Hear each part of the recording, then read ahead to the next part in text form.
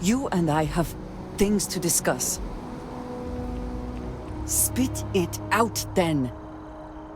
Have you lost your mind? Is there even a mind to lose?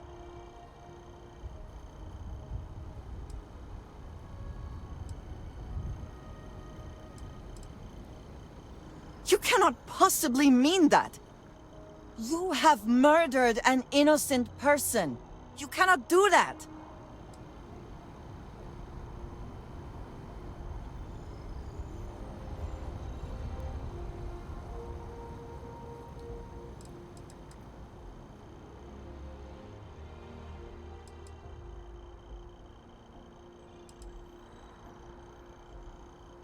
Do I look like I am joking?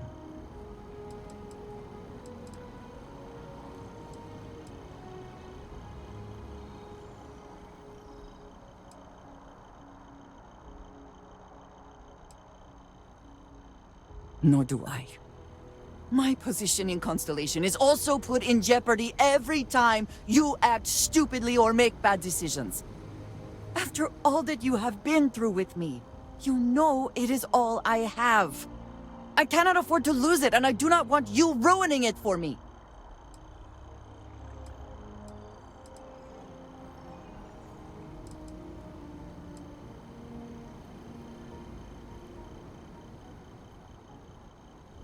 What is there to say?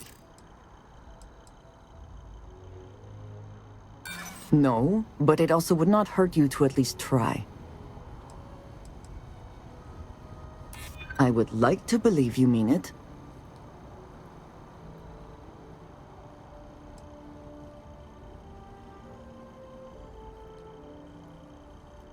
I do know that. I am trying to look past what you have done, but it is difficult.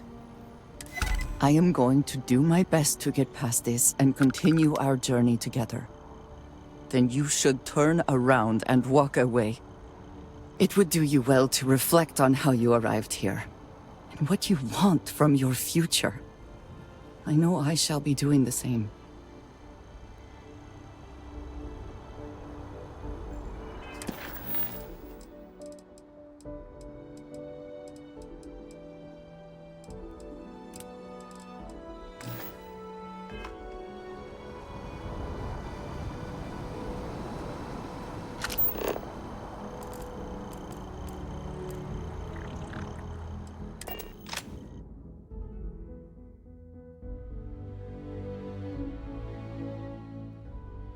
Always a satisfying moment.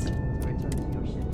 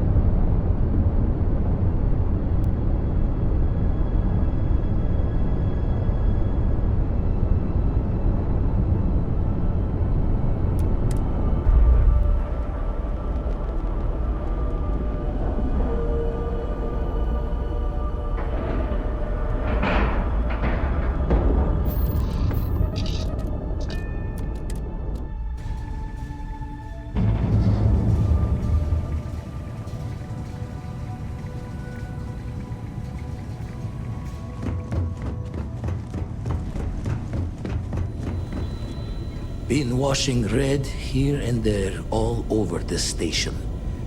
Grim work.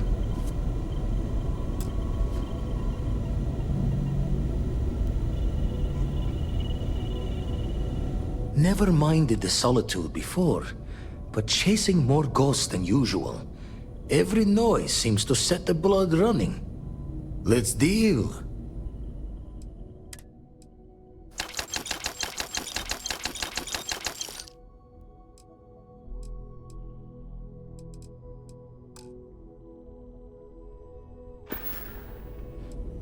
The eye's showing signs over another one of those big anomalies.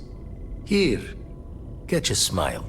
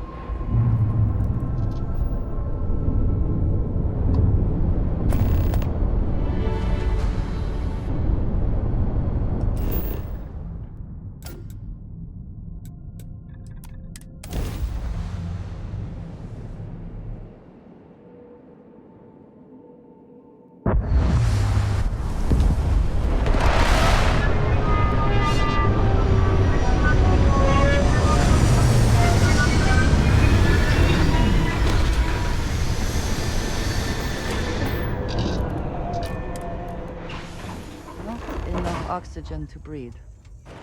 Helmets please then.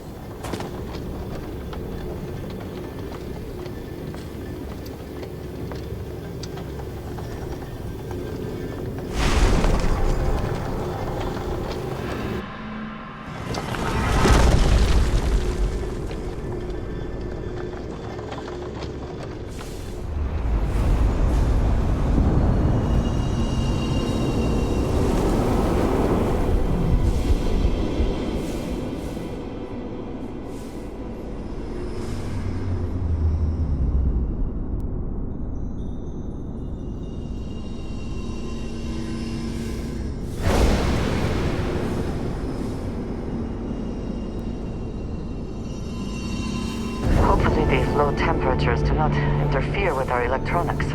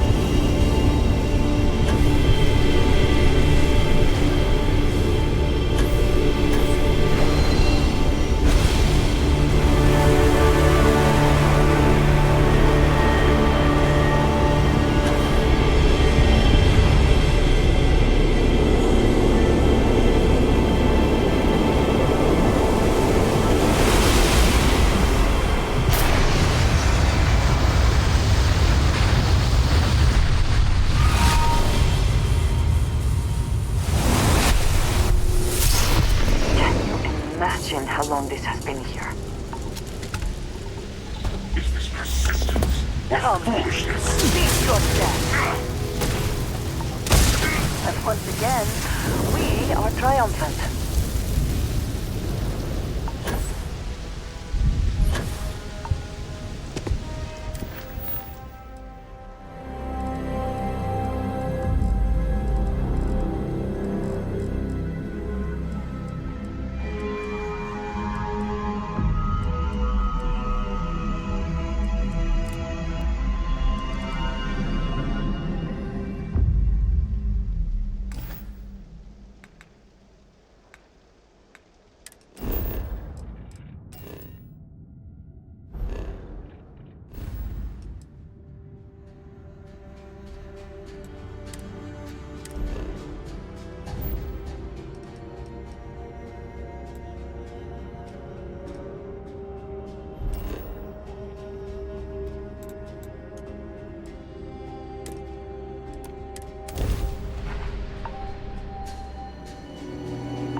Weapons free! Let's take him down!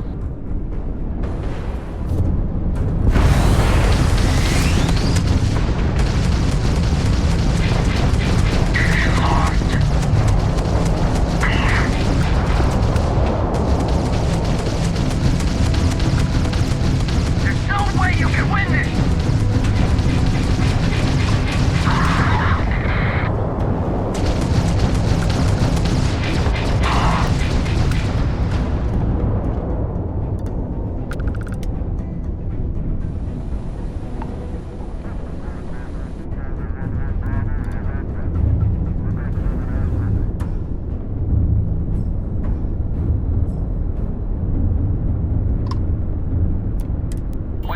Showed ecliptic. Most ships would have bugged out and left us with this mess. But you, total class act. Any way we can repay you? Of course. Can't stay here gabbing all day. Fly safe.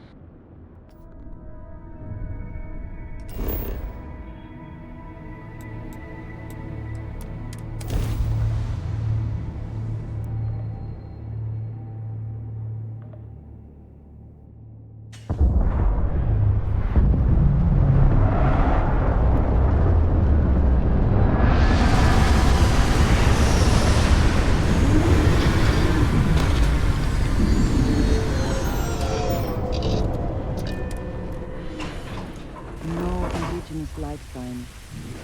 One less thing to worry about, I suppose.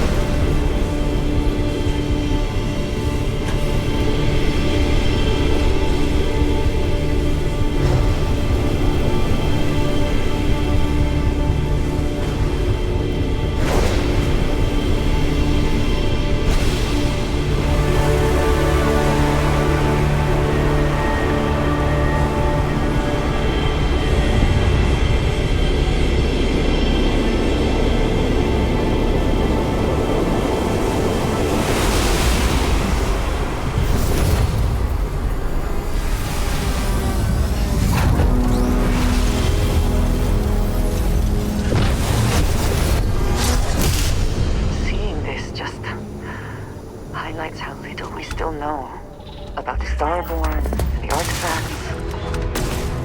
Come on!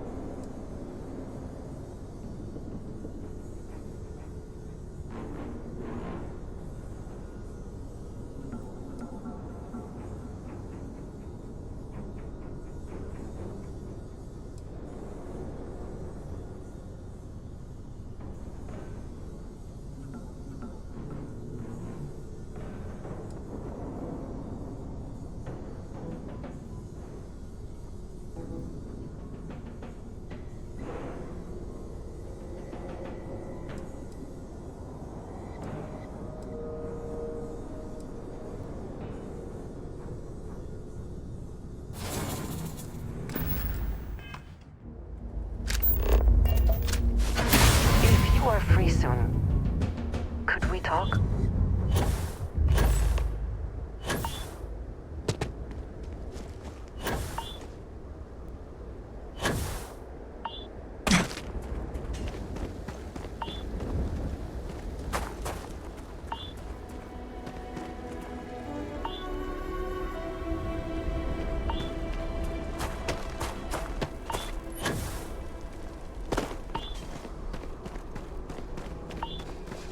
I need you to know how much it means that you came for me.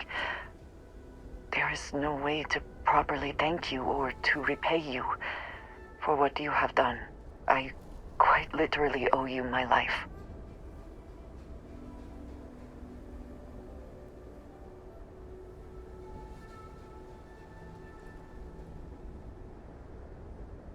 As am I. As grateful as I am, it is hard to feel that my life does not come at too great a cost.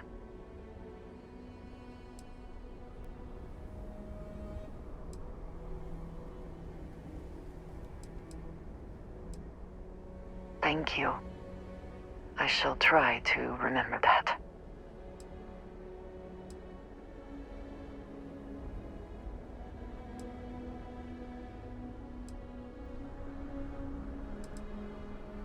I know.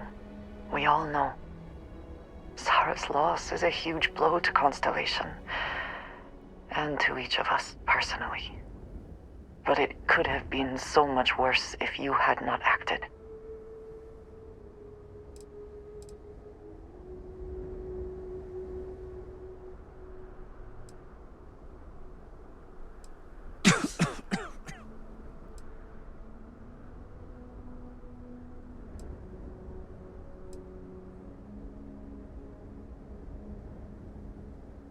We cannot, and we will not.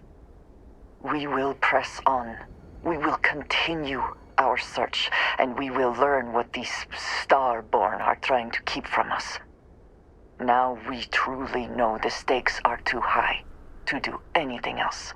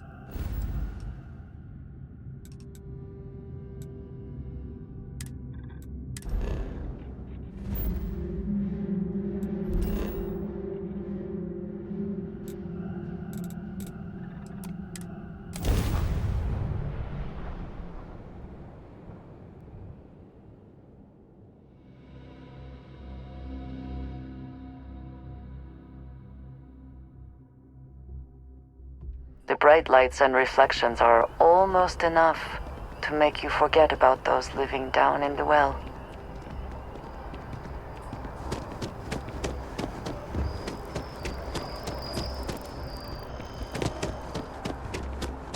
This place is a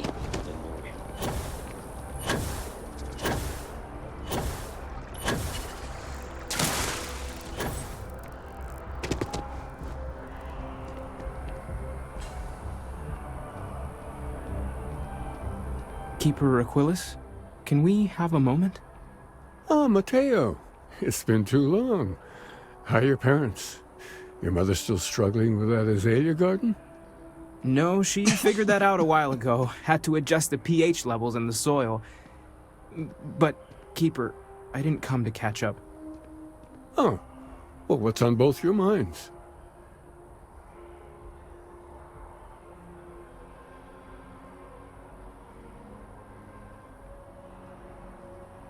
Oh, yeah.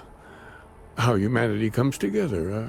How we are to love each other even as our universe becomes even more complex.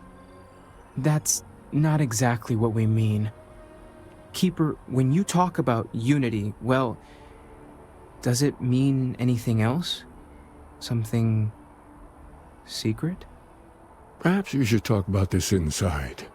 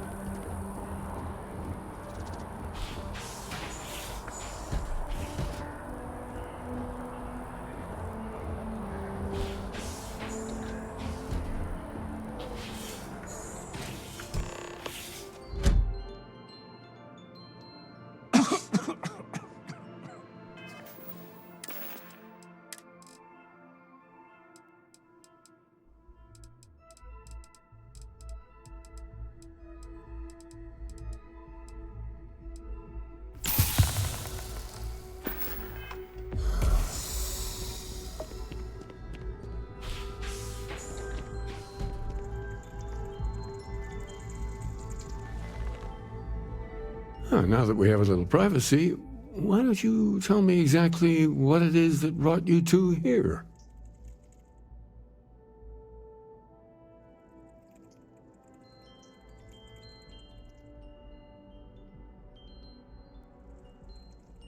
They're like nothing we've ever seen, Keeper.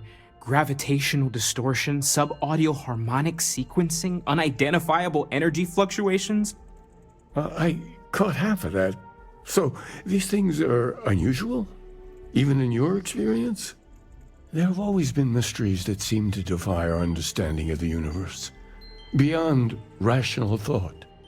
We enter life as an act of someone else's faith in us. There's no way of knowing who we will become, and yet the risk is made anyway. So you've pushed into the unknown, not knowing where it would take you. And it's brought you here.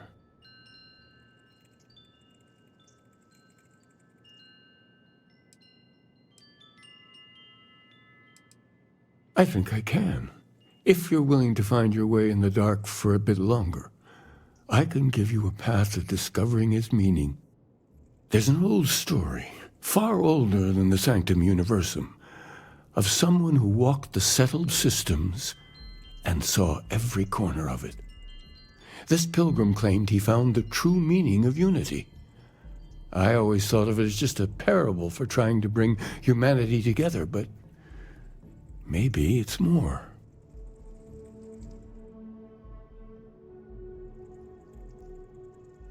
In my story, the pilgrim met the founders of the House of Enlightenment and the enigmatic cult of the Varun, and he gave them each a part of the truth. Then he goes to his final resting place to live out the rest of his days in contemplation of infinitum addendum, his addition or contribution to the infinite. But what if the story isn't a metaphor, but a code? a way of finding the pilgrim again, or at least his grave.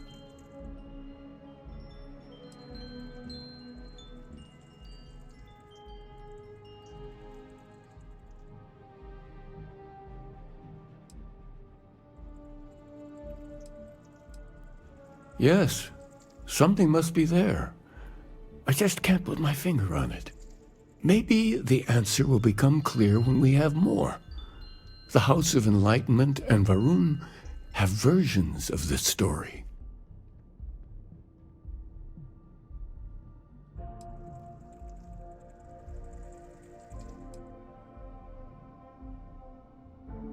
Because I wasn't looking to find unity in the same sense you are. A fresh set of eyes might reveal the truth. The enlightened work out of the well here in New Atlantis, helping the poorest citizens find a better life for themselves. Varun worshippers are more enigmatic, but there is a lone zealot that was captured recently for attacking UC ships. I visited her a couple of times. Hopefully, she'll be willing to talk to you as well. I'll stay here with the Keeper.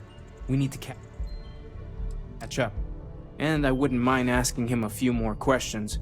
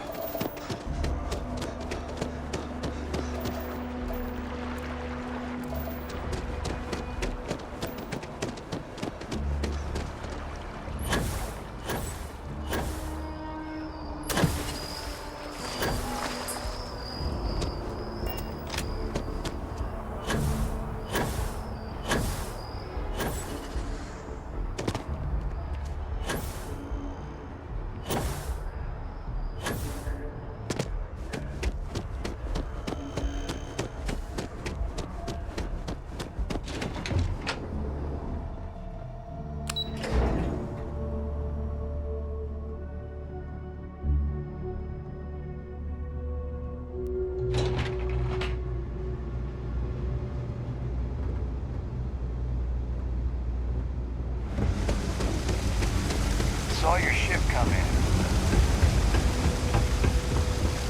I'm telling you, Centauri Mills is the way to go. Heard the cabinet's assembled some kind of elite anti-terramorph unit.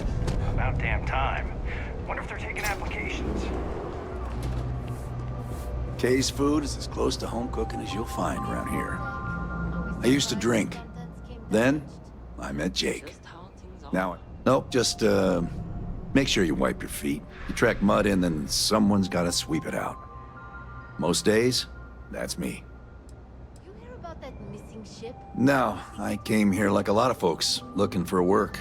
It's an ongoing search. Ones who've been here for a while, they can't even sleep unless they got a turbine in their ear. Maybe someday I'll be the same. What you see is what you get. Work's rough, day's rougher. But I like to think when things get bad, that's when people's kindness shines brightest. Even down here, where the sun don't shine.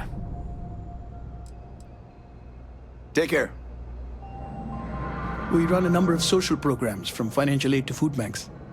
If it's about the financial or food assistance programs, we are backlogged.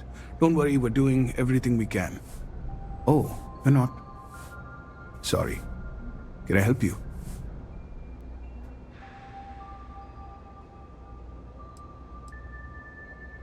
We understand that you are busy, but this might be important.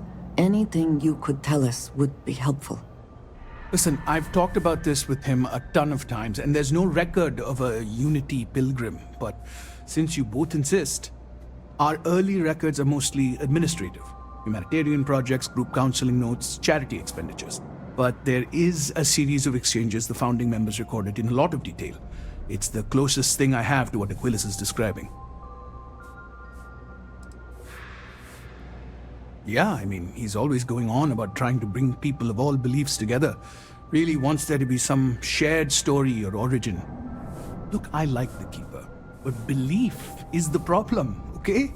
We don't need a shared narrative or theology. We need to help each other in practical terms.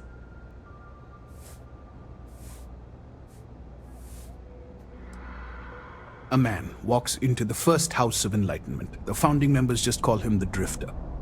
So they think he's a charity case at first, but no, the Drifter asks them a bunch of questions. If your philosophy is built on an individual's own morality, what about the second person? That second person might disagree. Isn't the problem of two what you're really looking for? And the founders respond, each individual must understand how the second person lifts them up. All of human effort is a story of cooperation pushing us forward. And it kind of goes on like that. He comes back every week for a year. Same conversation every time. Second person this, the problem of two that.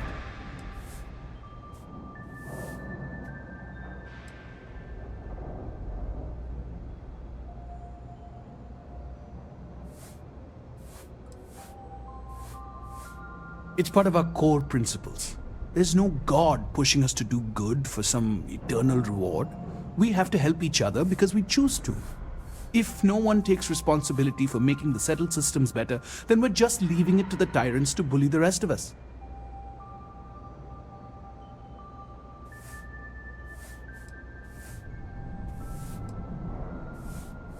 Honestly, I think the founding members made it all up. There was a little more hesitation being openly atheist in the early days. I think they were experimenting with writing their own scripture. Fortunately, that got abandoned pretty quick. After the records of the Drifter end, you never see anything like it again. Besides what the Keeper would say about it, sounds like a gathering point, or a center. Or in mathematics, it would mean one, like the one, the first or the beginning.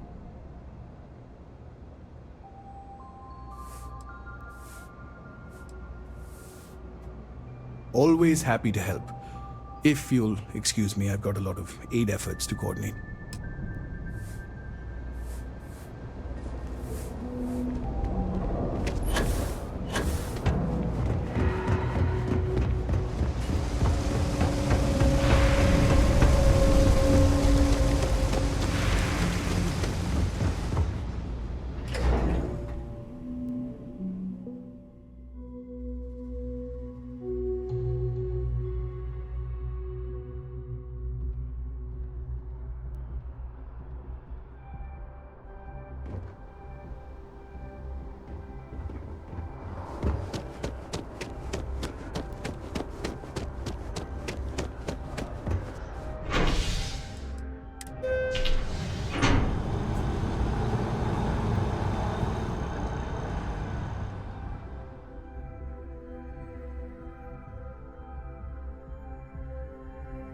There is no one I am thankful these rides are quick.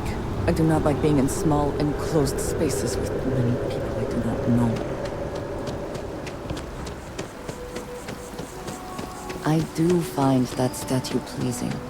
I wonder if it matches the original vision of the artist, or if they changed the design as they worked on it. New Atlantis puts on a wonderful show of security, does it not?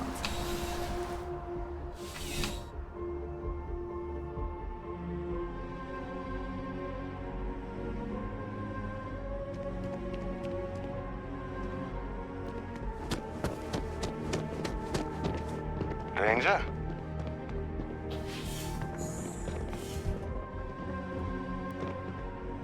A visitor?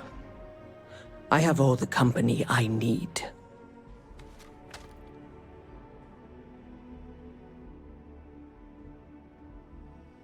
He knows not the truth.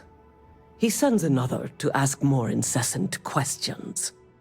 Few are willing to accept the truth, but at least he has reached out to you. The Great Serpent waits in the shadows. He will entwine the universe, and all but the faithful will be made as dust. That is the truth. No more, no less.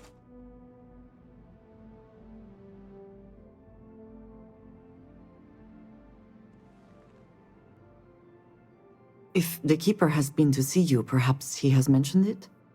Yes, I have spoken to your Keeper about this.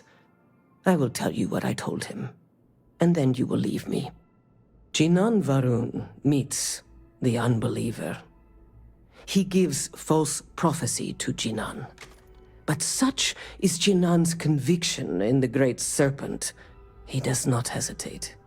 He cuts the Unbeliever down. But the Unbeliever returns. Jinan realizes the Great Serpent is testing him, and he will not be found wanting. 4 times they fight. Over 120 rotations of the planet they are on. Remember these 4 battles, Jinan, the Unbeliever says. Remember these 120 rotations. But Jinan knows this is blasphemy, and delivers the killing blow. That is all. I have heard of no such thing. If it exists, it is a shadow that the Great Serpent casts to deceive the faithless.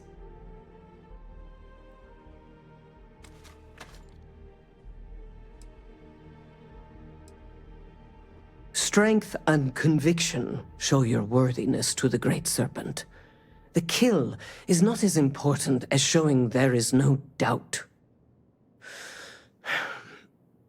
I grow tired of speaking. Leave me.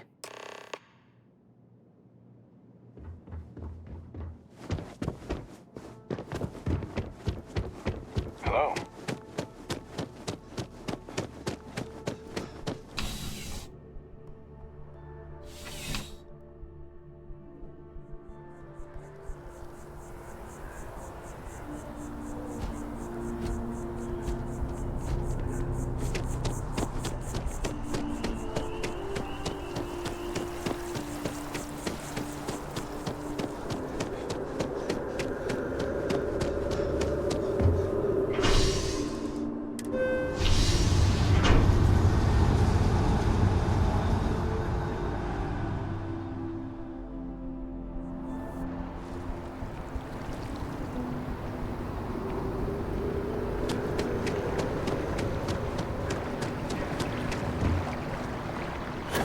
You have to be seriously unhinged to actually run.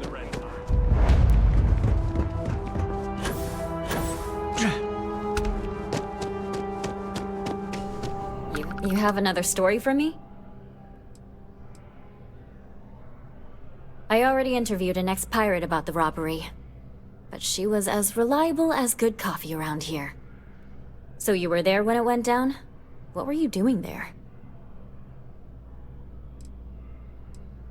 Oh boy. Anything you tell me as a source, I won't reveal. But there's limits to my journalistic integrity. That said, I've heard maybe the captain had it coming. Tell me about this Captain Petrov. I've heard he's a bit of an eccentric. What was your impression of him?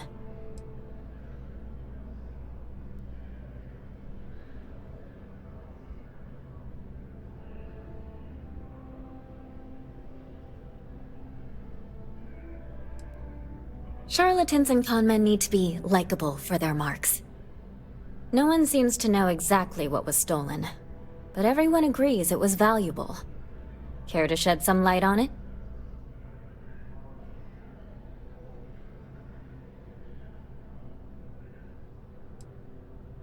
Artifact, you say?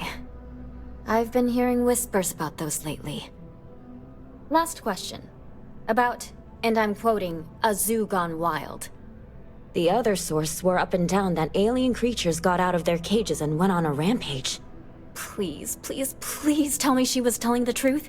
It's got to be some Aurora-induced hallucination.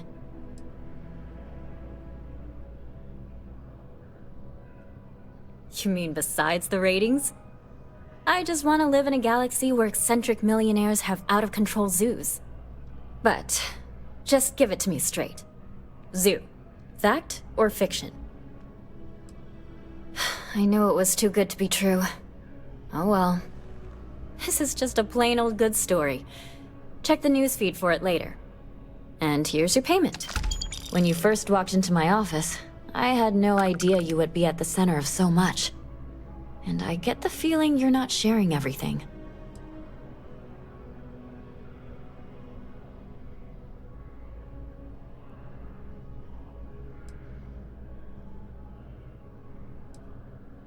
I get that. Really. I do. I talked with the editor, and he authorized a special bonus for someone who's worked with us so long. And maybe one day, years from now, you can fill me in on the stories you didn't want broadcast. Take care, Constellation.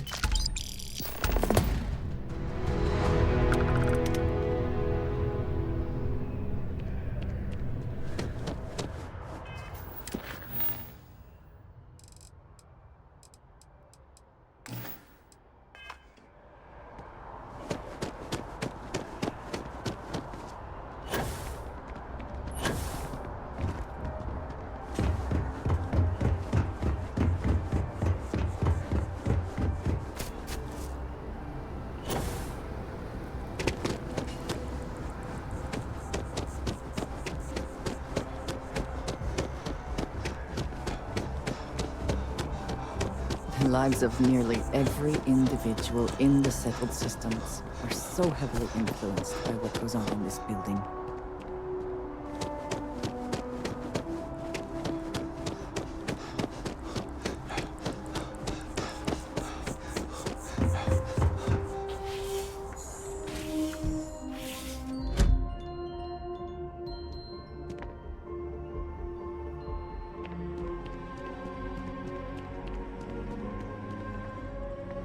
Well, you're back.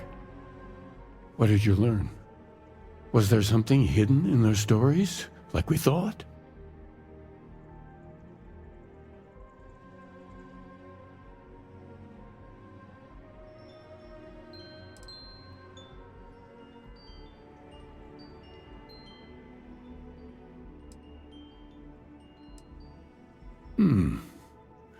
Planets are often named by number.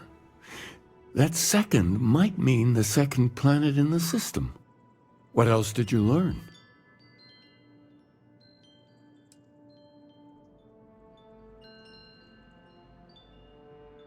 If there really is a location the Pilgrim wanted us to find, those do sound awfully like coordinates. Was there anything else?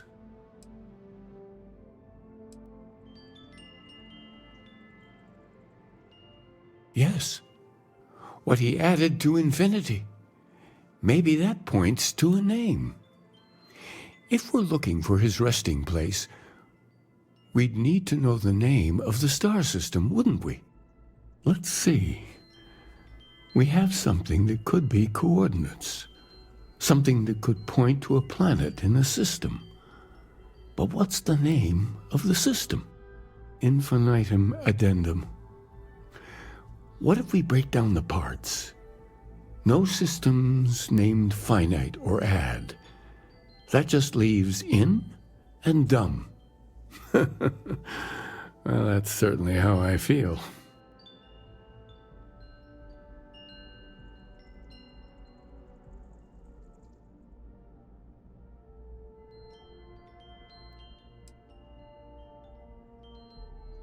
Well, I suppose that'll make someone laugh.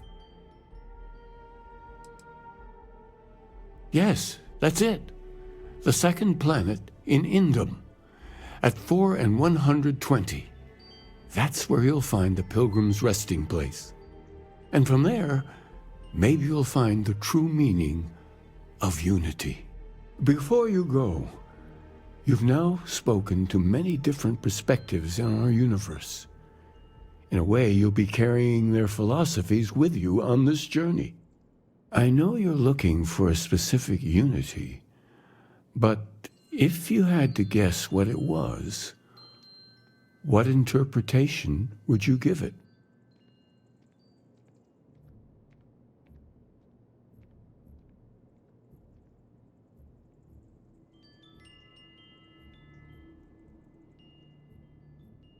Ah, but what makes something like that holy? Gravity is also a force that brings things together. Should that be sanctified?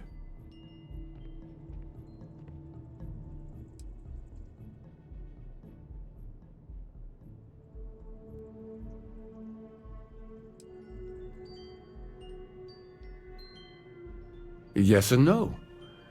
We believe God is out there waiting for us in the universe, and that the grav jump will bring us closer. But is gravity itself an article of faith? What do you think?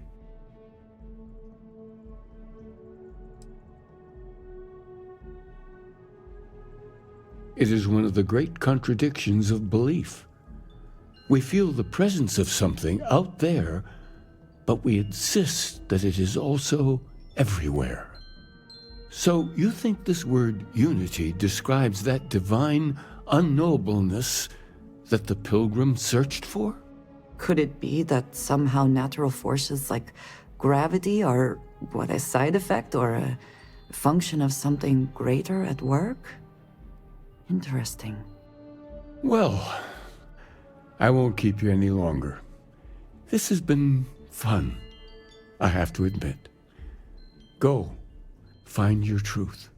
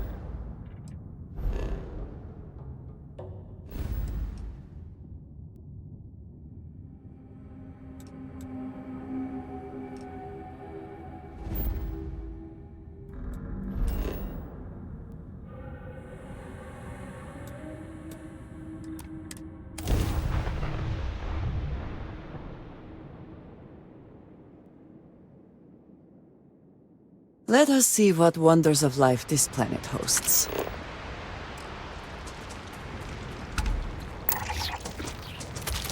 That statue. Clearly some connection to the creatures in the area. What could it mean?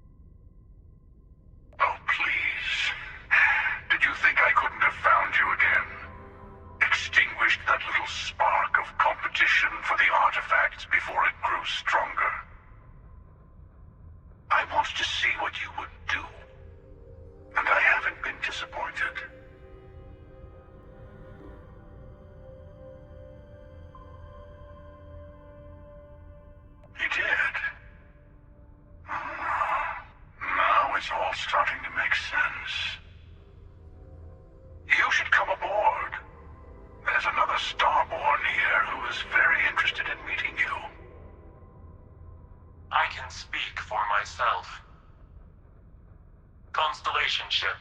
You weren't invited to this meeting, but much of our conversation has been about you. It's only fitting you should join us. I will personally guarantee your safety as long as you come in peace. And think of it as a ceasefire meeting. You're one one shot at getting those answers you must desperately want.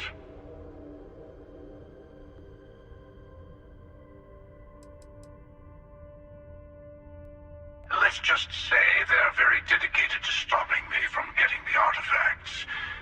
So if you don't trust me, well, they're your next best bet. I know your encounters with our kind have not been pleasant, but we are here to talk, and you deserve answers.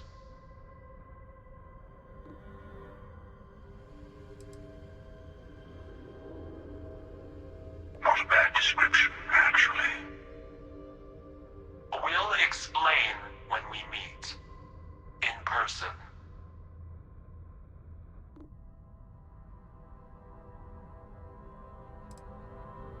Good. See? We can all get along. For now.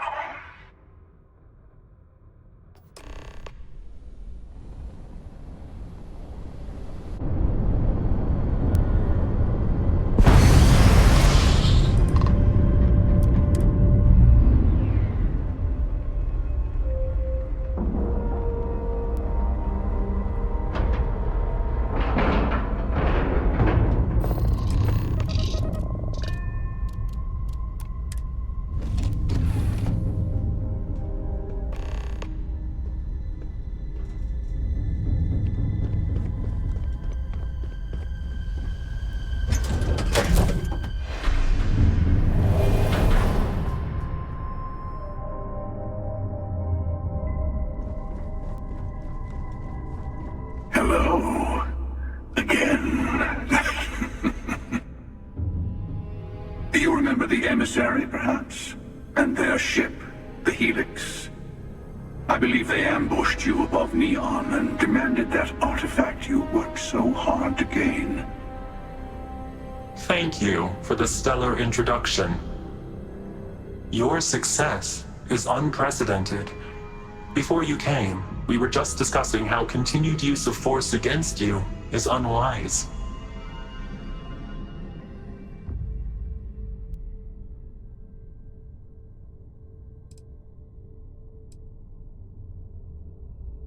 Yes, we did. We are not a monolithic people. The Starborn are individuals. Some are united in cause. Others are in it for themselves. We're all in it for ourselves. Some of us are just more honest. The emissary threatened your ship, demanded you hand over your artifact. How is that so different from what I did? We needed to warn you off. Every encounter with one of our kind could spell disaster. For whom, exactly? I say whoever can collect them should.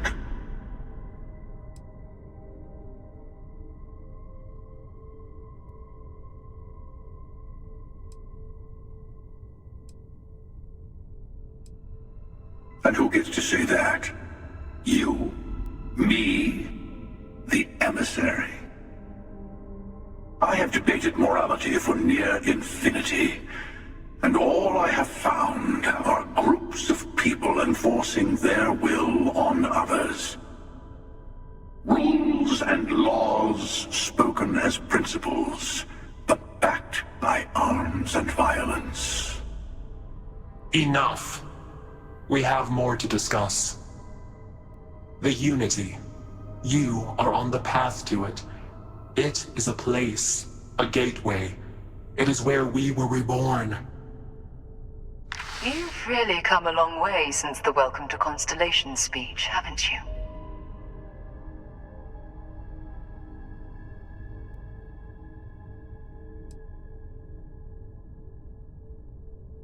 I'm not who you think I am. This universe is only the first one you've been to. I've seen hundreds. Where I came from, I was the one who ran to the Eye. I left you behind to protect the artifacts, and the Hunter killed you.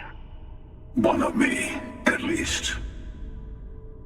I collected the remaining artifacts, and they opened the way to the center of my universe. and the doorway to an infinite number of others. That is the Unity. When I stepped into it, I became a Starborn. It's how I've entered other worlds, including yours.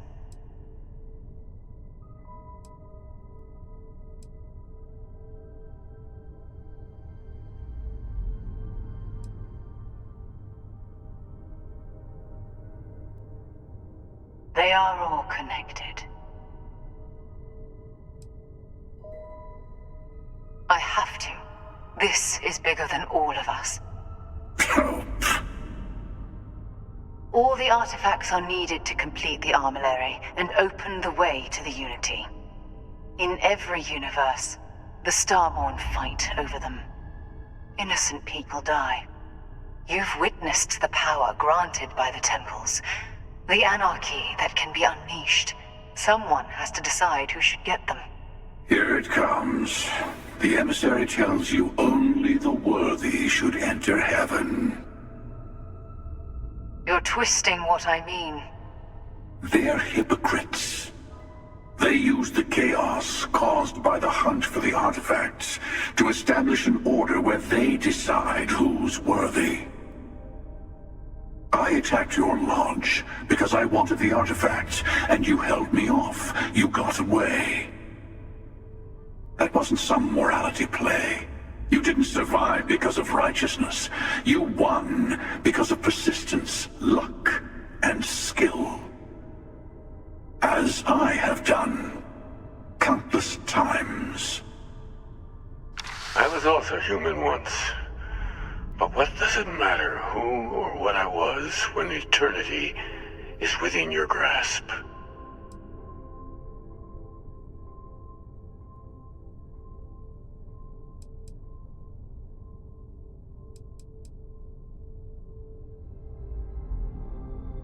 It means I've seen thousands of universes, collected their artifacts, been to their temples.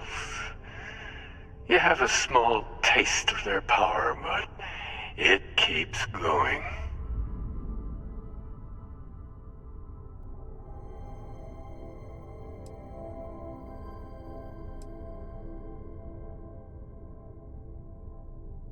You're learning.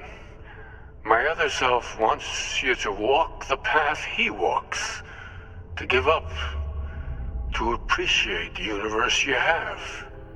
Easy for a person who's seen everything, done everything. I think you should see it for yourself. You've never come this far. Not in all the universes I've seen. The path to the Unity is opening to you. You're going to tip the scales one way or another. Better your hand be on one of our sides.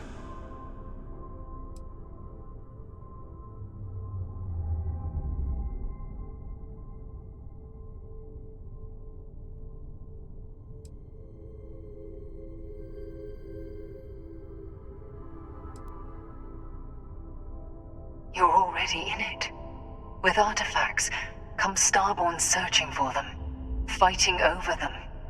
I want a truce between all three of us. Give you some time to think over which approach to the Unity is the one you want. Mine, or the Hunters.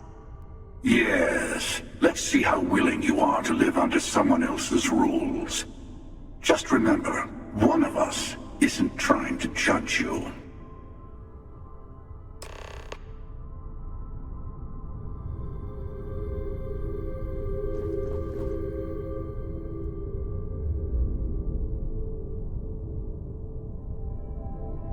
I'll tell you The Unity is meant for whomever can get there. Don't fall for that talk of worthiness.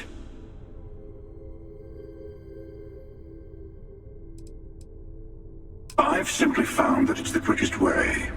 Talking, forming alliances, waiting for the right moment to commit theft. It's all so tiresome. I'll admit, you getting away has been the most interesting thing to happen in quite some time. As soon as I realized what had happened, I knew I needed to wait until this meeting with the emissary to decide what to do about you.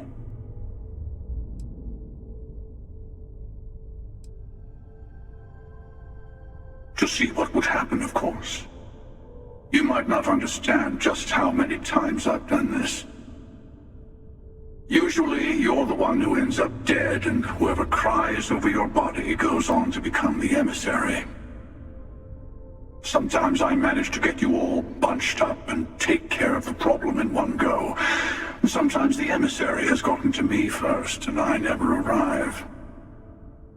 Hundreds and hundreds of variations of me, packing through Constellation.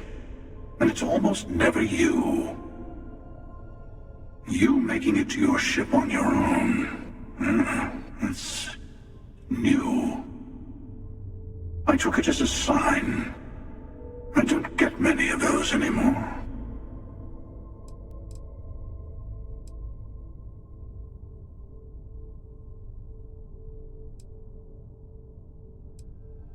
They enter the Unity, take artifacts from others, employ force. All the things I do.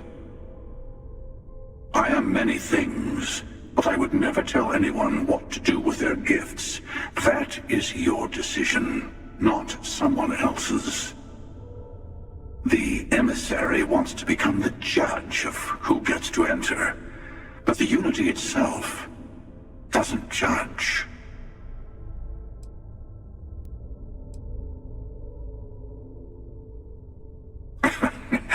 No, we always end up having this meeting at this time. But it's the usual affair. Can we make peace? No. Oh, how tragic. Honestly, I was beginning to wonder why I kept attending. And it's a bad habit I started a long time ago. Perhaps I just like meeting the emissary to gloat. But you have provided something quite new to talk about. Maybe you're a random die roll. Or maybe the Unity is finally responding to all my hard work.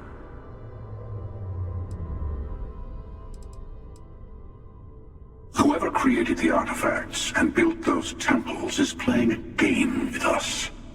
One whose prize is access to the center of all creation. There are no rules. Whoever gets all the pieces wins. And I've won. Over and over. I don't kill for the Unity. I find the easiest pathway to it.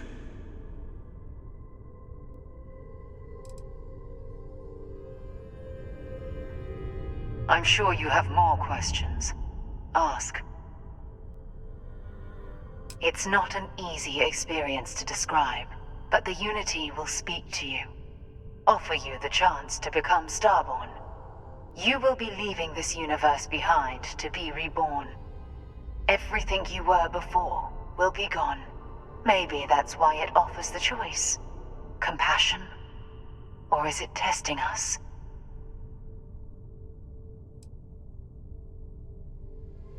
Different. I never know who you are when I meet a new version, but so much of you stays the same. It's hard.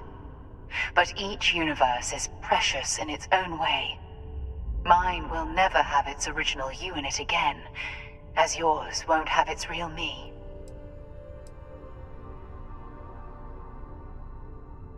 You've seen the terror the Hunter causes. Every time a Starborn goes through the Unity, they get more artifacts, find more temples, gain more power. We can't let more like him abuse these gifts to destroy whatever's in their way. When all the artifacts are assembled, the device they create is called the Armillary. In many ways, it's a model of the multiverse itself. Through it, you can reach the Unity. And from there, you can become Starborn.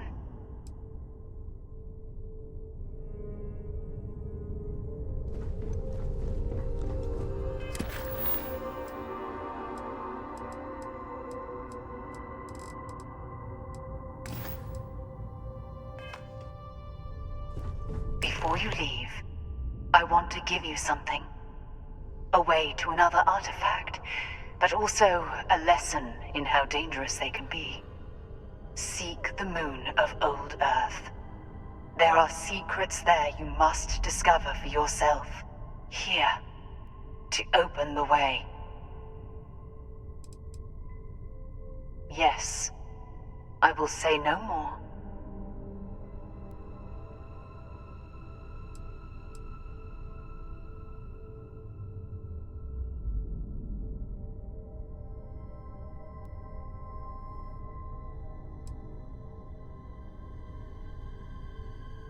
And I am sorry we have not always been forthcoming.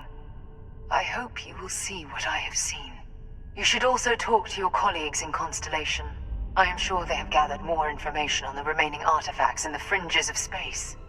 Part of me wonders what they will all say about what you have learned. But I will leave that to you.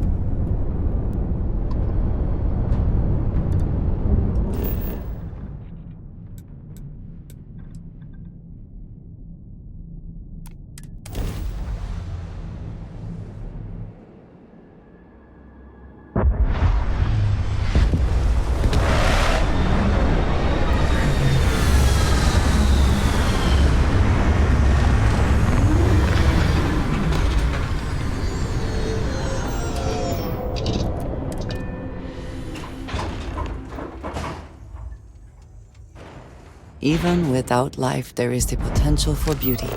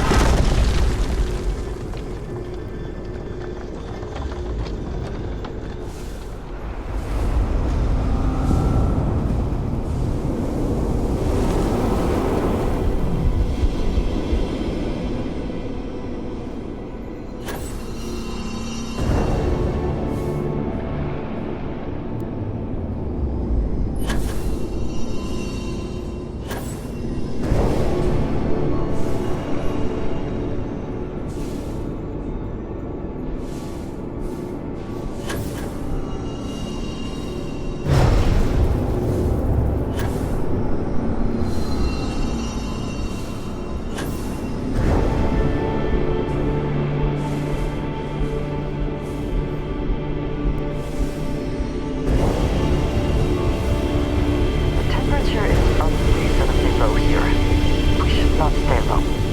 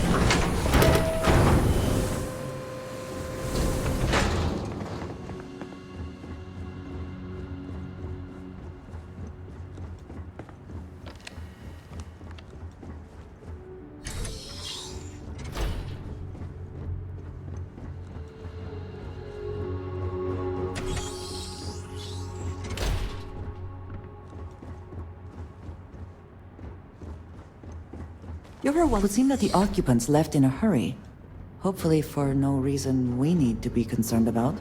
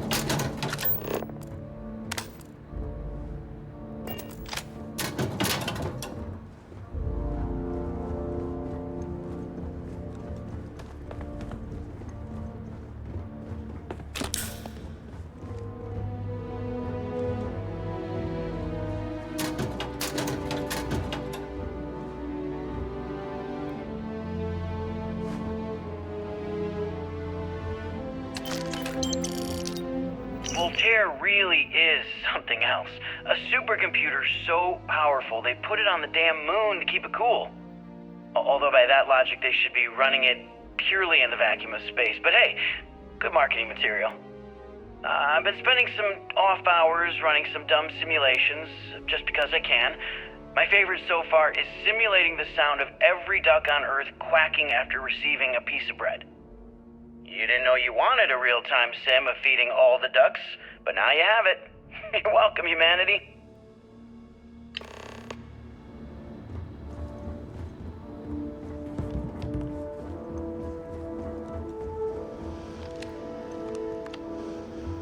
Nova Galactic Project Log, Principal Engineer Lang Shu. I admit, this is not the most disciplined team I've ever run. Malcolm keeps stealing computational time on Voltaire and thinks I don't know this. And Sabina's been distracted lately, but won't tell anyone why. I really should demand answers from both of them. But honestly, I'm too preoccupied with this contract. We all are. Despite anything going on in our personal lives, there's something special about what we're building here.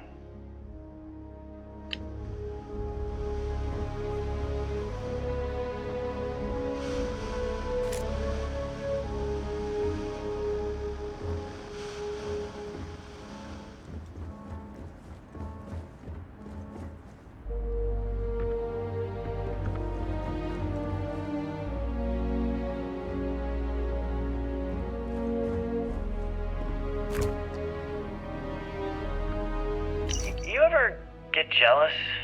You know, the crew in the shipyard? Building the actual vessels that are gonna travel the stars? We're literally on a base on the moon. Oh, come on, Sabina. I'm trying to share my dreams here. Well, your dreams are always out there and never here where the rest of us live. Can't you just be happy doing your job? Where's the fun in that?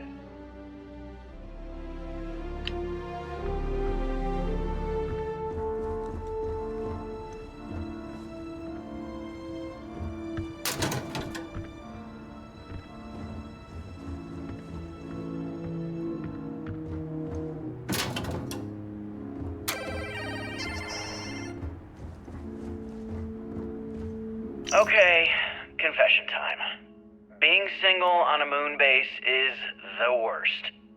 I only get like an hour to use the communication link to Earth every couple of days. And let me tell you, there's long distance dating, and then there's like long distance dating, you know?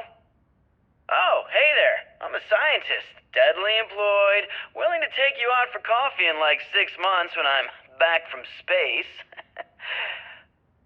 It's not a great opening line. You seriously can't get a date? You're an astronaut. Hey, no one asked you.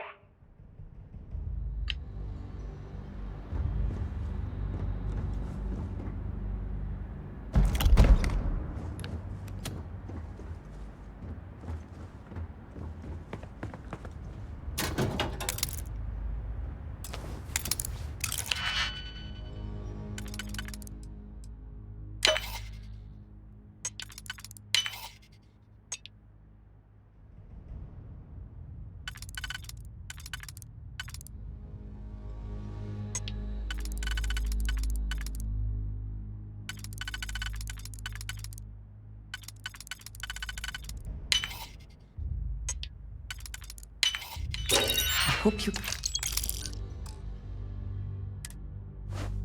can succeed at that before we are discovered.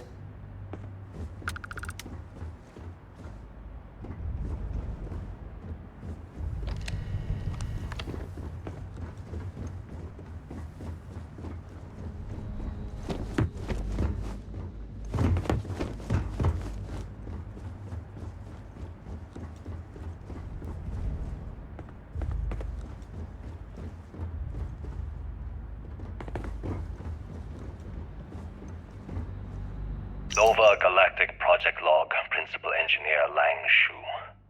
Voltaire is being reconfigured for this new initiative.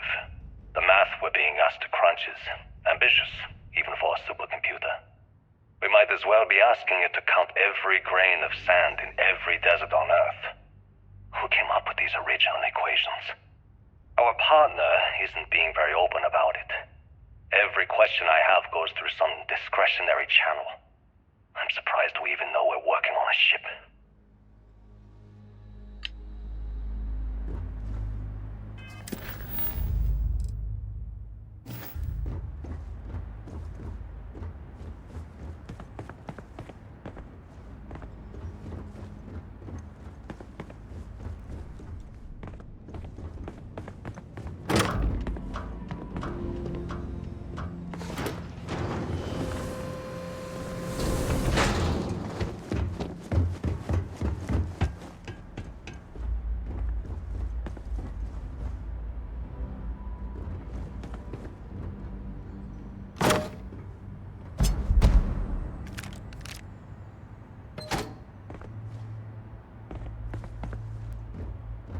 When I accepted the assignment up here, we were told to bring a couple of personal items. Some psychological study said it helped when you're away from Earth this long. I brought my grandmother's old abacus. I would play with it on her lap, and she'd teach me the Russian for all the numbers. She, just got word that she passed. The next shuttle isn't for 3 months, so I won't be able to go to the funeral. Goodbye, babushka. Thank you for teaching me math. It brought me to the moon.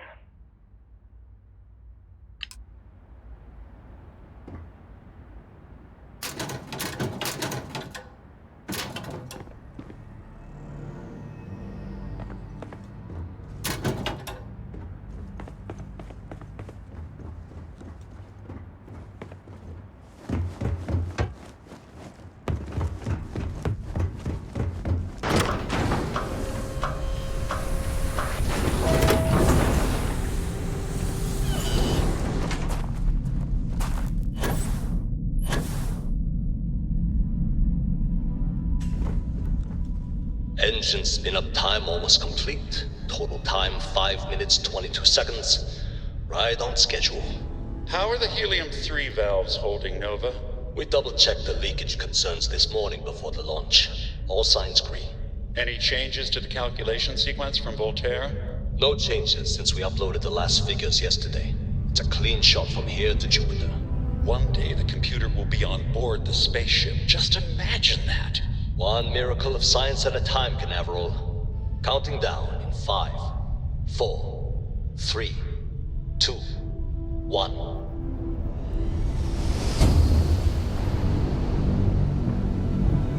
Canaveral, are you reading? All clear, Nova.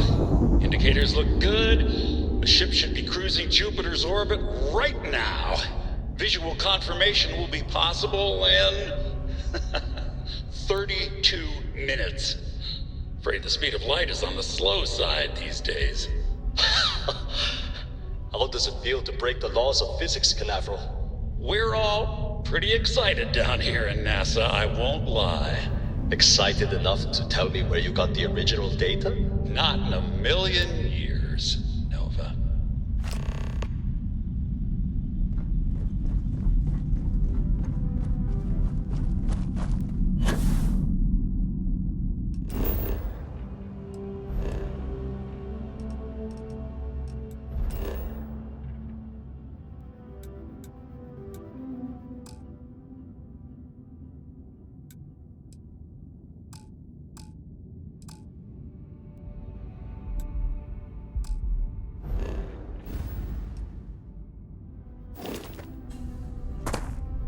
Some of the earliest space flights were likely coordinated from here. Strange to be standing on such a unique bit of history.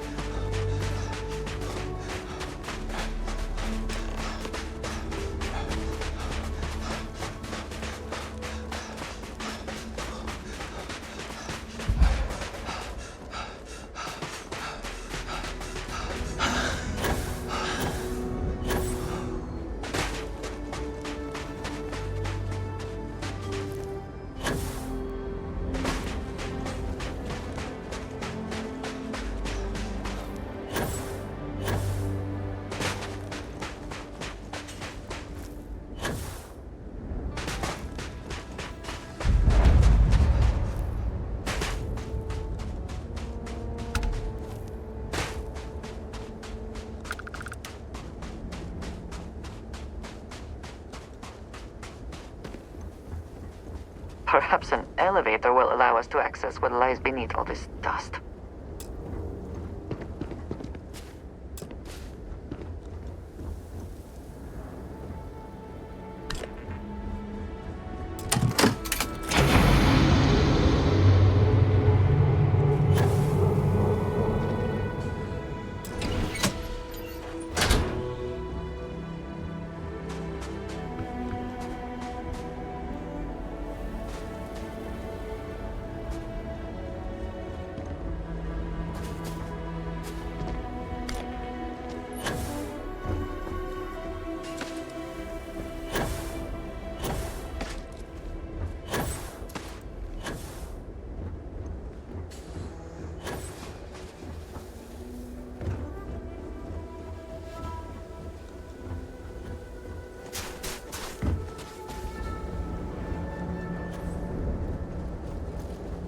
We can never know whether lives were lost because this ship never launched, but it was built for a reason.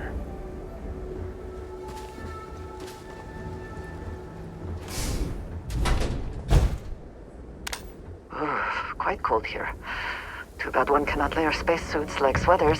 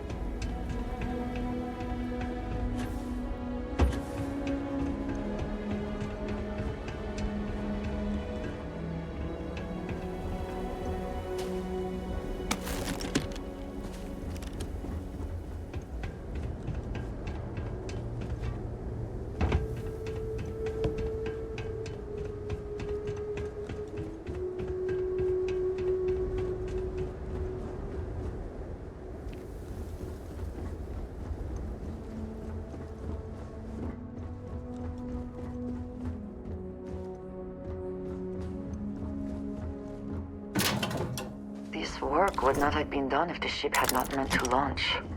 A shame.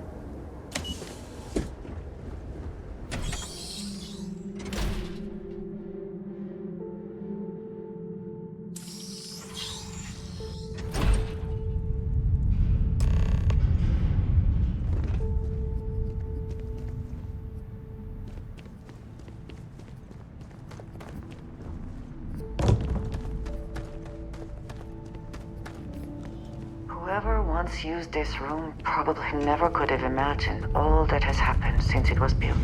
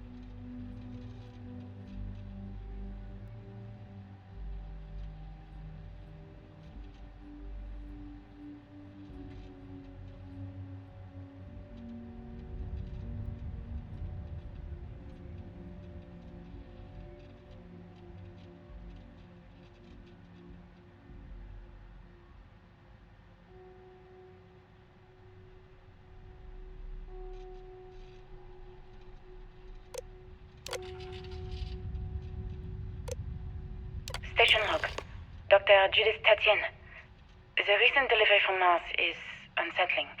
I was expecting rock samples or maybe fossils of microbial life. Instead, Dr. Victor Isa comes with 2 members of the military. Everything they brought back is under wraps. What could a theoretical physicist need with a sample from Mars?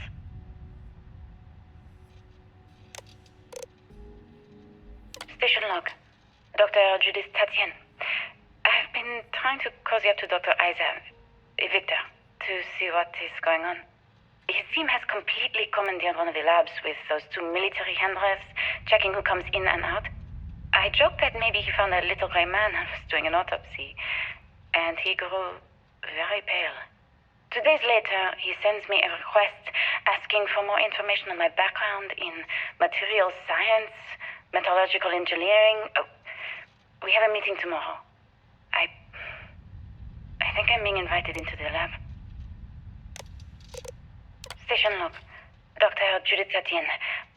I have never been so nervous since I defended my dissertation.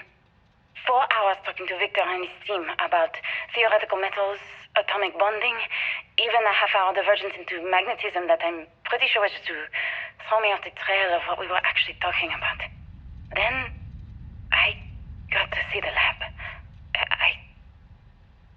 I don't know how much I should say, but the periodic table just got thrown out the window.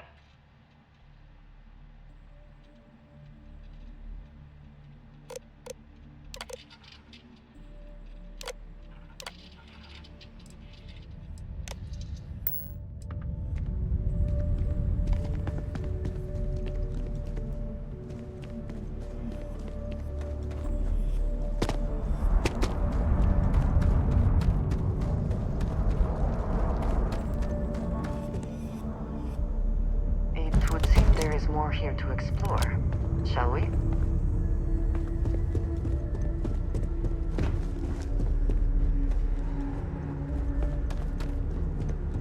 NASA was very proud of all that it accomplished. I suppose they had a right to be.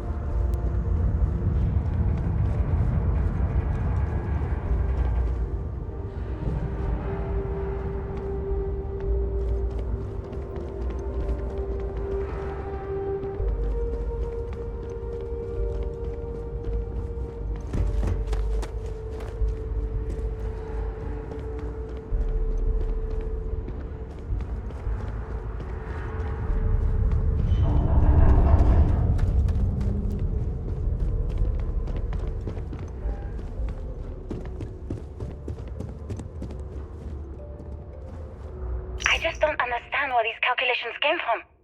There's something wrong with the math? I think it's quite straightforward. That's not what I'm asking. We've had no success extracting even a sample of material from the object. No explanation for the gravitational effects, no motion graph to explain its harmonic frequencies.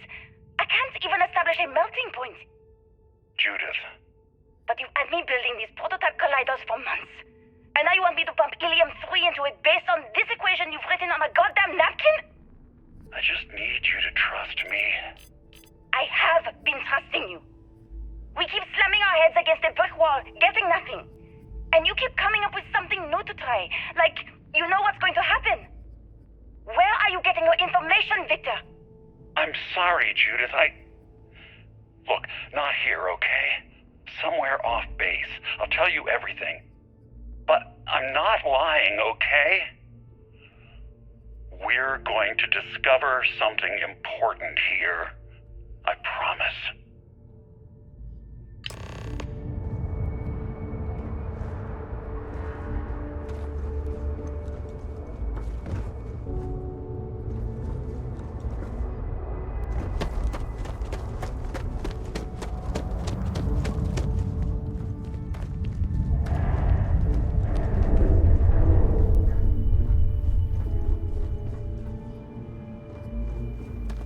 Looks like early testing for planetary habitats. The looks on their faces if we could show them all that we have learned.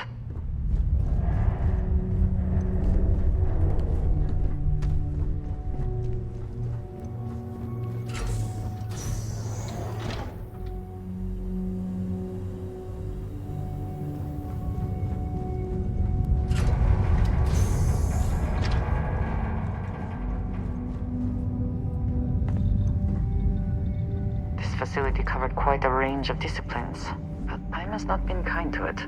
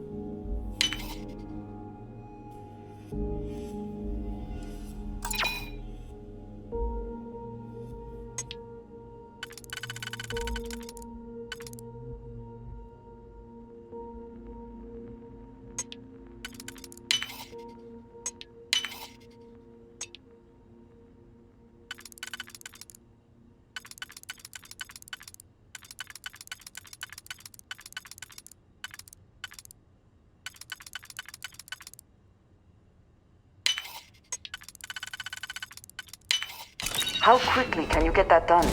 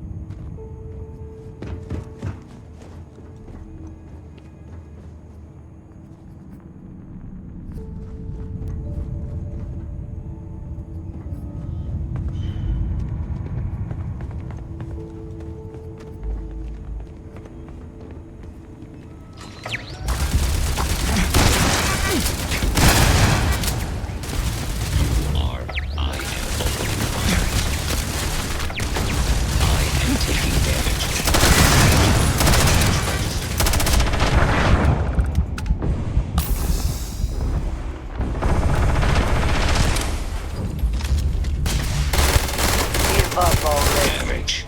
All systems.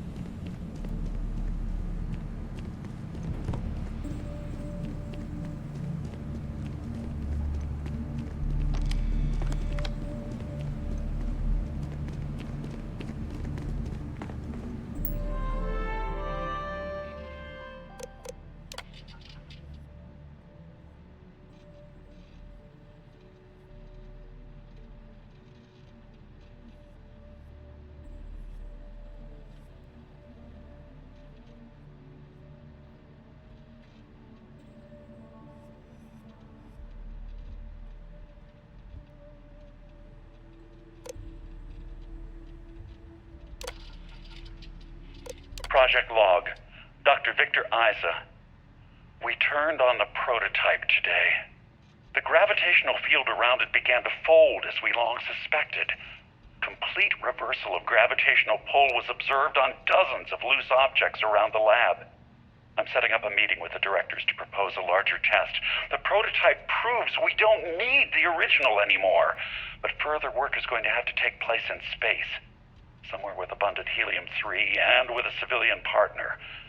Someone with access to large-scale manufacturing resources and computational equipment. Engineering gravitational folds pulling the far side of the solar system closer to us? It's all going to be possible. Project Log, Dr. Judith Tatienne. I watched the gravjet tests from the moon today. It was the first time we were able to talk to the team at Nova Galactic directly. So many things were under wraps before, but now everyone wants all the publicity they can get.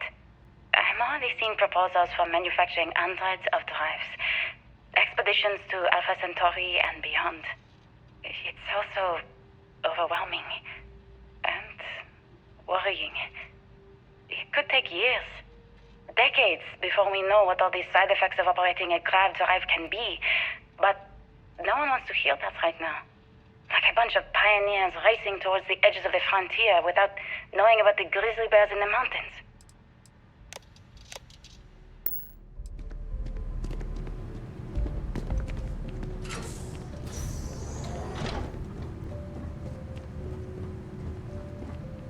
We must be nearing the artifact, if it is here. We should not give up now.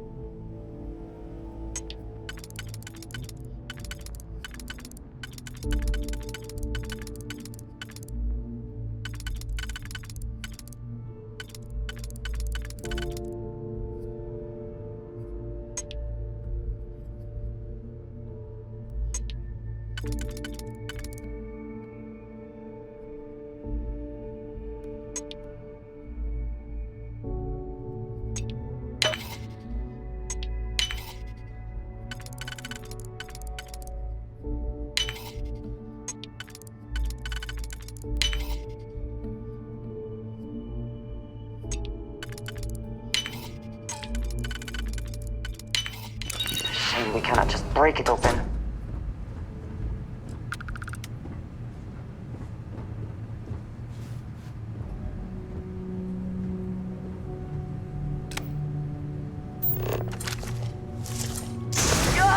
Gonna take more than that!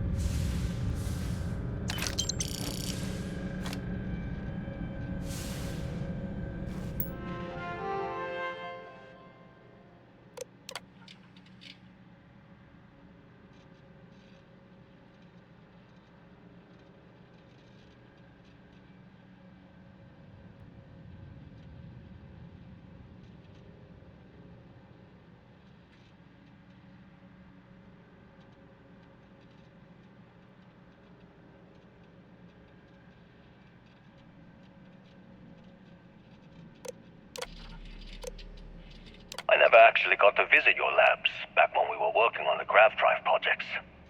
Seems like ancient history now. Only thing we're doing these days is launching weather satellites. Guess this is as good a retirement as any. Now, Project Demeter, you want our help manufacturing scanners to better track these new meteorological patterns we're seeing. Our guess is that the poles might be naturally shifting. causing some gravitational fluctuations that are throwing off our old models. Why do you need the scanning tolerances to be so small? What are you trying to find? I just want to be sure. It's not like we're doing much these days anyway. The glory days are over. Why not give ourselves a challenge before they write us off in the history books?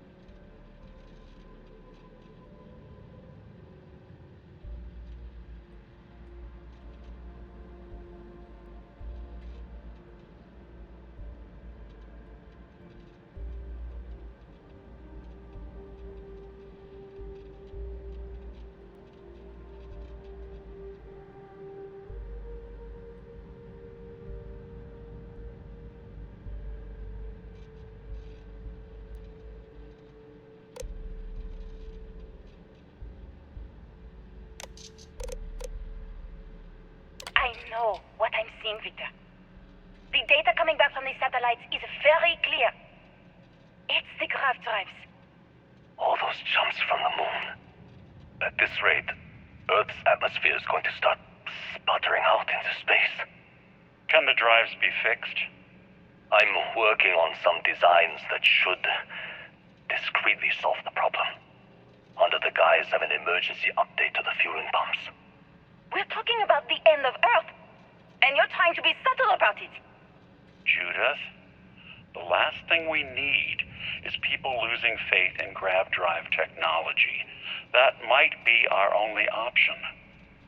To what? Are you seriously saying we should abandon Earth? The timeline is under 50 years. A blink of an eye for a planet, but more than enough time for a human exodus. And what do we tell people? We say it's an act of God, one that science has found a solution for. Time for humanity to take its place in the stars. You knew, didn't you? You lied to me. All this time, I dedicated my life to this discovery, Victor. And you knew we were going to kill off our planet? You haven't seen the future I've seen. There's an infinite expanse of promise out there. A meteor could hit Earth, a plague, another world war. Colonizing other galaxies secures humanity's future for all coming generations, across all time. At the expense of our home. Stop it, both of you. All that matters is building enough ships to get everyone off this planet. And we need to start now. I'll draft up a statement. We'll need to address the entire international community. I'm sorry, Judith. There isn't a planet in this universe that will be far enough away from you, Victor. We are never speaking again after this is over. My name is Dr. Victor Isa. And if you're listening to this, then you probably already know the truth. I was young when I first headed the retrieval team of an odd gravitational anomaly on Mars. But I kept what really happened that day hidden from everyone except one other person. Even she didn't believe me at first. But I have no reason to lie to anyone now, so I hope you'll accept this confession, whoever you are. When I touched the anomaly, I experienced 12 days of lost time. I met myself. He told me everything that has since come true. The grav drive equations, the tests on the moon, Earth's atmosphere sputtering away because of what we had done. But he also told me about a city thriving on a planet orbiting a distant star. Human culture, art, music, lifestyles evolving and shining brightly across all of space. What price would I be willing to pay for that future? Maybe you don't believe me. Maybe Judith was right and I'm just a coward who wants to believe his mistakes were justified. But everyone has forgotten about the real origins of the grav drive, this artifact from Mars. I hope you make better use of it than I did.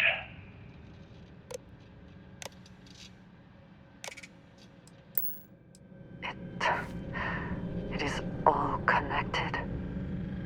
The artifacts, grav drives, our very existence here in the settled systems. How did we not see it before now?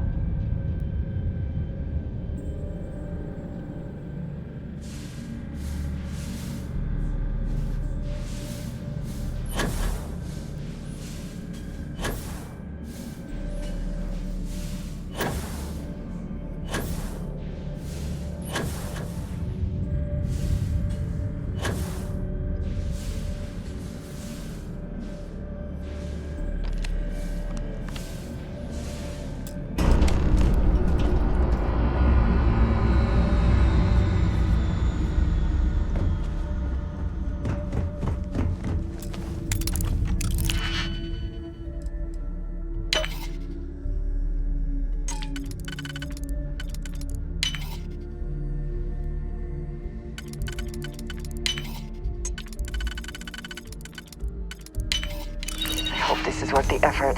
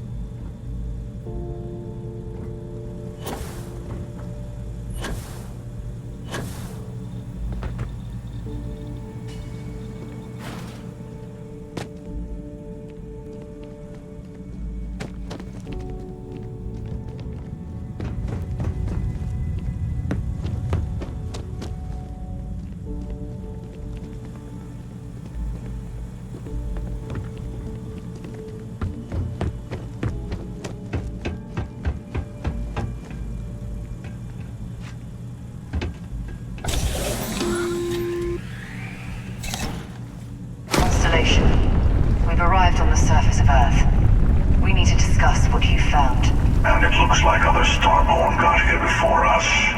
So, you might have company.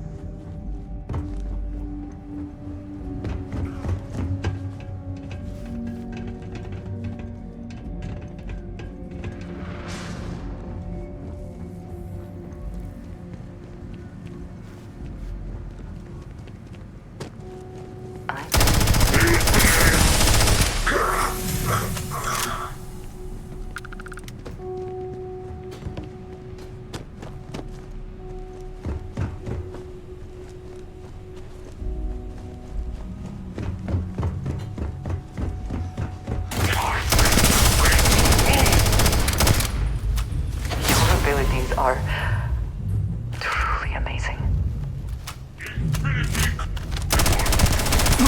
The scope of this facility is massive.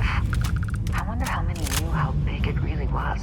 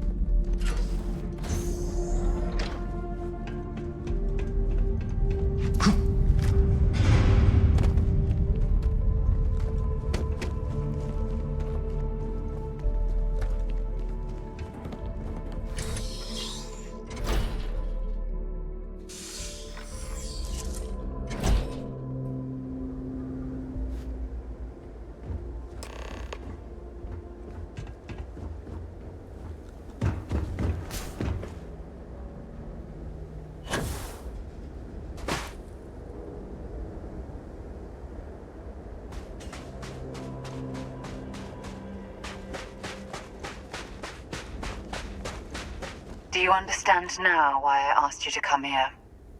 The artifacts unlocked the secret of interstellar travel, at the cost of Earth. An easy trade, honestly.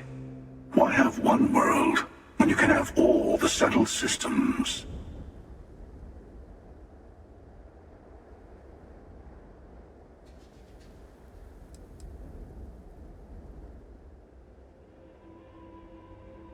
Every grav drive in the settled systems was built on technology that came from an artifact that was discovered on Mars. But these early drives shook the gravity field surrounding Earth. Eventually, the atmosphere started to slowly sputter away into space. That's why Earth is uninhabitable. The artifact gave the scientists a greater understanding of time and space, but not the wisdom to see where that would lead. The settled systems wouldn't exist without the artifacts, in other words. We owe what happened here in NASA a great debt.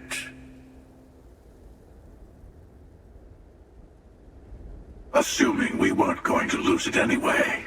War, disease, famine, all the classics. Don't you see? The power of the artifact forced humanity to the stars. They didn't get to make a choice. How many would have chosen Earth? What gave Victor Isa the right to choose for them? You see the hypocrisy in what the emissary is saying, right? They don't want to rob people of their free will, but then they steal the artifacts for themselves. In the wrong hands, the power of the artifacts can make anyone a tyrant. That's why we watch over them. The only thing you're watching out for is yourself.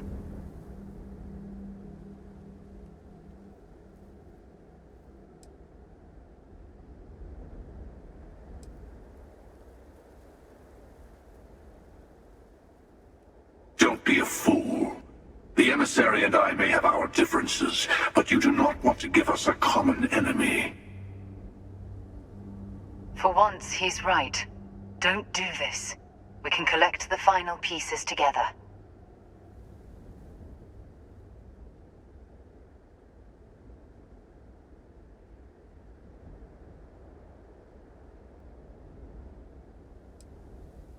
Well, look at that. The emissary just became my new best friend. You've made your choice. When you're ready, the Hunter and I will be at the buried temple. That's where we'll settle things. Meaning, we'll kill you. But hey, at least we'll wait. The final round doesn't start until there's only one artifact left to gather. And if I'm not mistaken, Constellation has one or two to go.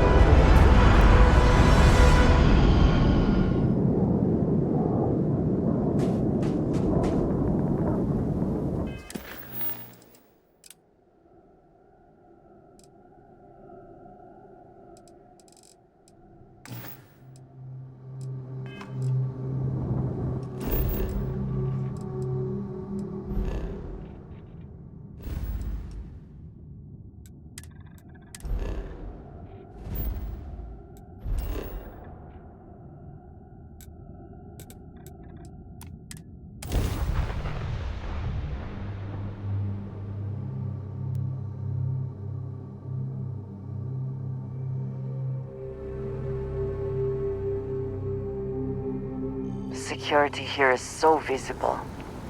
I suppose it makes people more comfortable. Most people, anyway. I wonder what has happened while we have been away.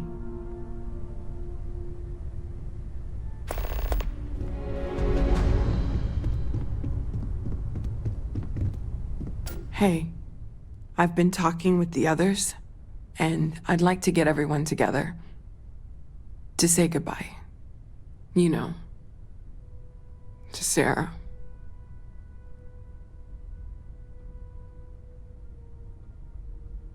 Thank you.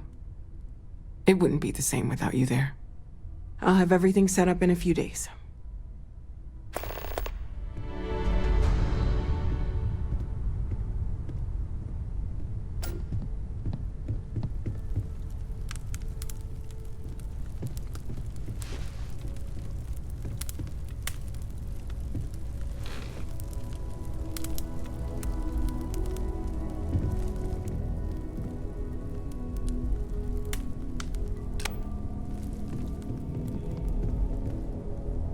Mateo told us about your pilgrim's voyage.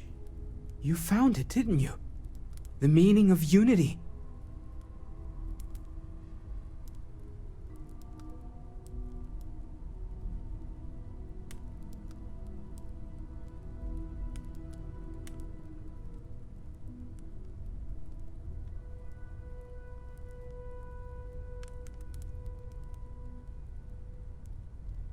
Wait, say that again? Multiple universes? You can't possibly mean what I think you mean. Hate to be the responsible one, but the big bombshell of what we're actually building here might need another second to sink in. Want to go over this whole multiple universe thing for everyone? Yes, I wouldn't mind a little more detail.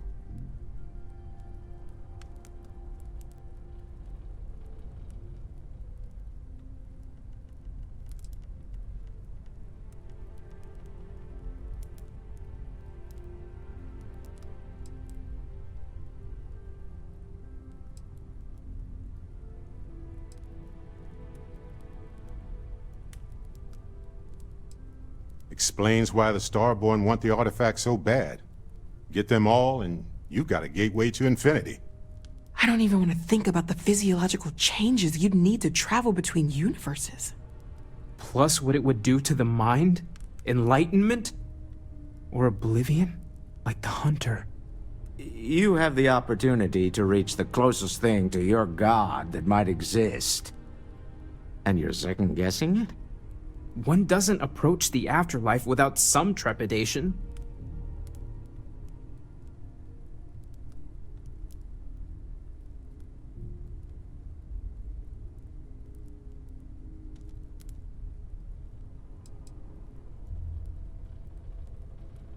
You're right. This is a lot to take in.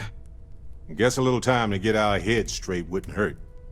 But you know where I'll want to be when everyone's ready. Front and center.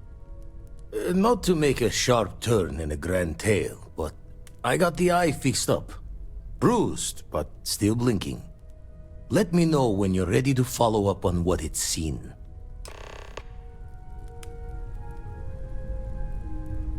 These last glimpses from the eye are from the farthest fringes of known space. Could be the only remaining pieces outside the hands of the Starborn.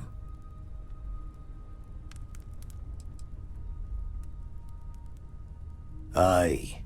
The blackest sea seems less of a concern when there are sharks leaping out at you. Catch a smile out there.